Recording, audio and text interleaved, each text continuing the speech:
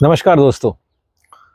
अ, आज का यह वीडियो मैंने काफ़ी सोच समझ के ये टॉपिक चुना है और मैं चाहता हूँ कि आप लोग इसको समझें और इस पे रिफ्लेक्ट ज़रूर करें और कमेंट्स में मुझे कुछ ड्रॉप ज़रूर करें कि मुझे लगे कि जो मैंने किया किसी हद तक आपको काफ़ी आपकी लाइफ में एक लेवल तक आपको प्रैक्टिकल लाइफ में काफ़ी इम्पैक्ट कर रहा है। और मेरे जहाँ तक वीडियोस मोस्टली जो वीडियोस होते हैं वो मैं रूफ टॉप पे इसलिए शूट करता हूँ क्योंकि टेरेस गार्डन मेरे पीछे बना है और पीछे सनसेट भी हो रहा है एक। मैंने इसलिए बनाया कि मैं शूट्स कर सकूँ। मुझे बंद कमरों में वीडियो बनाना बिल्कुल पसंद नहीं है। यहाँ पे एक नेचर की फील आती है और इसलिए मैंने ये मेंटेन किया है। बहुत से लोग ये पूछ रहे थे तो I wanted to just let them know. मुद्दे की बात पे आते हैं। अ, 3 स्पिरिचुअल पावर्स, इसको आप स्पिरिचुअल लॉज ऑफ सक्सेस भी कह सकते हैं। इसको स्पिरिचुअल लॉज ऑफ लाइफ भी कह सकते हैं। ये 3 स्पिरिचुअल पावर्स आपकी लाइफ में एक ह्यूज इम्पैक्ट प्ले करते हैं। और अगर आपके पास ये 3 स्पिरिचुअल पावर्स आपकी डेली लाइफ में नहीं है, नो मैटर आप अपनी स्पिरिचुअल लाइफ में या रिलीजियस लाइफ के लिए या उसके अंदर जो भी साम दंड भेद कर रहे हैं, उससे कोई फर्क नहीं पड़ेगा। जो भी आप प्रैक्टिसेस कर रहे हैं उसका कोई इम्पैक्ट नहीं आएगा। तभी आप देखते हैं लोग बहुत ज़्यादा स्पिरिचुअलिटी के अंदर हैं, बहुत ज़्यादा रिलीजियस ट्रेडिशंस के अंदर हैं, चाहे कोई भी ट्रेडिशन हो, पर उनकी मानसिक स्थिति इम्बैलेंस्ड है। घरों में क्लेश, आर्ग्यूमेंट्स, स्कैरसिटी माइंडसेट, जिंदगी में हर चीज़ की कमी, अब माथे पे तनाव, ऐसी बहुत सी चीज़ें हैं जो इतने स्पिरिचुअल और रिलीजियस प्रैक्टिसेस के बाद भी उस पर कोई उनका डेली लाइफ पे कोई इम्पैक्ट नहीं आ पा रहा है। रीजन ये है कि ये 3 स्पिरिचुअल लॉज जो मैं आपको बताने जा रहा हूं, अगर आप ये करते हैं, आपको अपनी डेली प्रैक्टिकल लाइफ में एक ह्यूमंगस इंप्रूवमेंट मिलेगी। Spiritual life is practical, it's not theoretical. जब हम वर्ड स्पिरिचुअल यूज करते हैं तो उसका मतलब आपकी डेली जिंदगी में जो आप कर रहे हैं उससे है, ट्रेडिशंस और कन्वेंशन से नहीं है। क्योंकि आत्मिक ज्ञान है, आपकी आत्मा एनर्जी है, आपकी आत्मा ट्रेडिशन नहीं है। तो इसको नजर रखते हुए, इसको मद्देनजर रखते हुए मैं आपको ये 3 स्पिरिचुअल लॉज अपने एक्सपीरियंस से बता रहा हूं। और ये एक्सपीरियंस पूरे यूनिवर्स में एक प्रैक्टिकल नजरिए से देखा जाता है।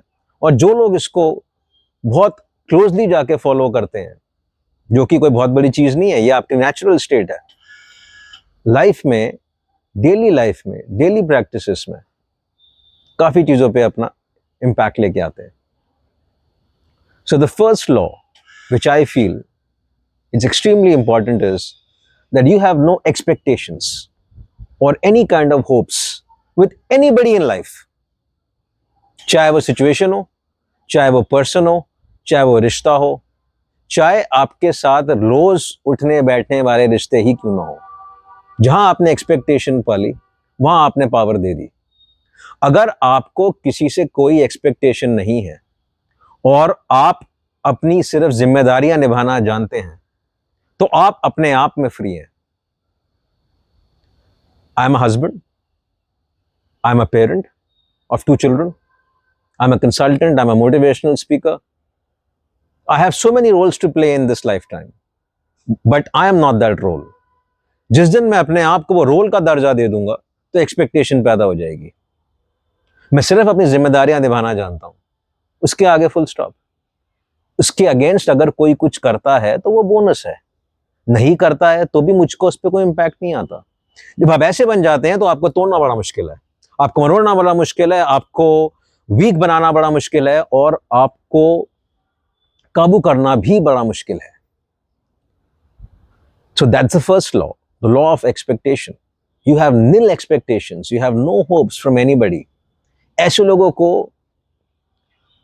काबू में लाना बड़ा मुश्किल हो जाता है और आप अपनी पावर रिक्लेम कर लेते हैं।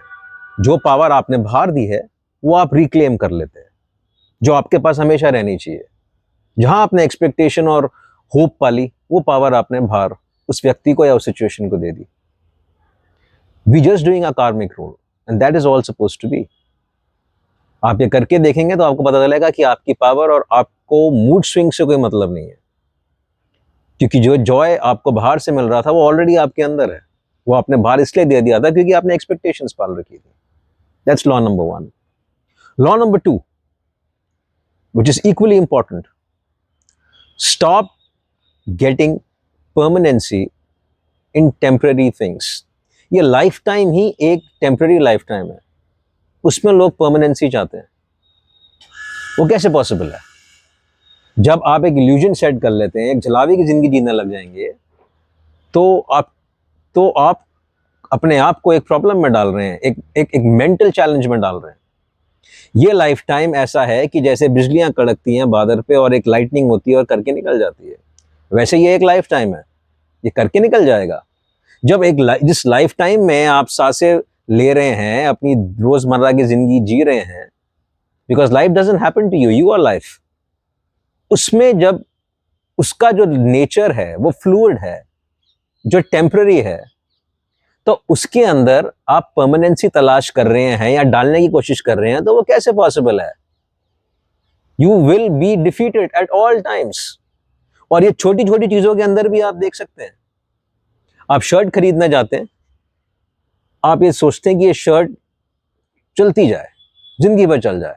आप घर खरीदते हैं, आपको लगता है कि ये घर जिंदगी भर खड़ा रहे। वही बात रिश्तों में है कि आप एक रिश्ता बनाते हैं, आपको लगता है कि इस रिश्ता परमानेंट रहे। अगर आप हर चीज में परमानेंसी देख रहे हैं, जो इस यूनिवर्स के असूल के एकदम ऑपोजिट है, तो स्ट्रेस तो आएगा ही आएगा।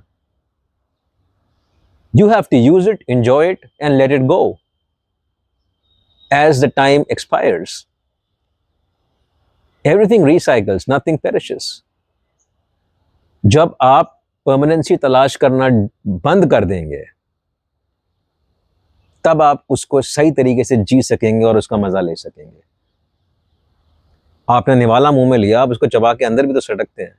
उसको सिर्फ चबाते रहेंगे और टेस्ट लेते रहेंगे तो आपको उल्टी आ जाएगी। तो nothing is permanent, just let it go.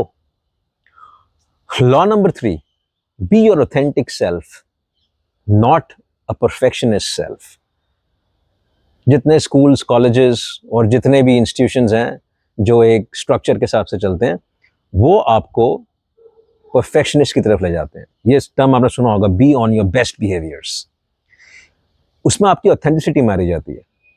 Authenticity का मतलब बदतमीजी नहीं है, आपका ऑथेंटिक सेल्फ, जैसे आपको नेचर ने, कुदरत ने बनाया है, अगर आप वैसे बन के जिंदगी जिए, तो आपको पता चलेगा कि आप कितने पावरफुल हैं, क्योंकि वो यूनिकनेस ही आपकी पावरफुल है।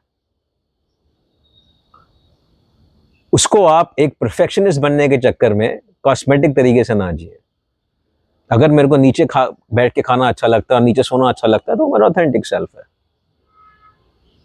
जो भाषा मैं बोलना चाहता हूं वो मेरा ऑथेंटिक सेल्फ है। जहां पे अपने आप को आपने परफेक्शन की तरफ खींचा, आप एक मास्क पहन लेते हैं और उस मास्क के चक्कर में आप मास्क के ऊपर मास्क पहनते जाते हैं। फिर मास्क को निकालना मुश्किल होता है क्योंकि आप डरते हैं। आपको लगता है जो आपकी ऑथेंटिक सेल्फ, जो आपकी पावर थी, वही आपके अगेंस्ट खड़ी हो जाएगी, जबकि ऐसा होता नहीं है। Your uniqueness, your authenticity is your true power, क्योंकि हर कोई एक अलग यूनिकनेस के साथ पैदा हुआ है। जैसे बर्फ गिरती है, it's an authentic way of falling. बर्फ सोच के नहीं गिरती, बारिश सोच के नहीं गिरती। तो आपके जो टैलेंट्स हैं वो यूनिक हैं, आप खुद अपने आप में यूनिक हैं। तो एक परफेक्शनिस्ट की तरफ मत जाइए। जहां ठीक लगता है जाइए, जहां ठीक नहीं लगता नहीं जाइए। हैव टू करके कोई चीज नहीं होती इस दुनिया में, वो आप पैदा करते हैं under moral condition pressure of this cosmetic society. Okay, so 3 चीजें: be your authentic self, say no to perfectionism, reclaim your power by saying no to expectations and hope. Okay, just do your karmic acts. And the third thing is stop looking for permanency in a lifetime which is temporary. ये 3 चीजें अगर आप में हैं, तो आप कुछ करें ना करें, आप अपने आप में कंप्लीट हैं, and you will have a joyful of your life, no matter what part of planet you're coming from and what geography you're coming from. अगर यही तीनों चीजें आपके पास नहीं है, आपकी रोजमर्रा की जिंदगी में, आप कुछ भी कर लो, कितनी भी मालाएं पहन लो, कितनी भी अंगूठियां पहन लो, कितने भी कितने भी रिलीजियस इंस्टीट्यूशंस में चले जाओ, वो स्थिरता आपको नहीं मिलेगी जो आप ढूंढ रहे हैं, क्योंकि वो स्थिरता आप खुद ही हो।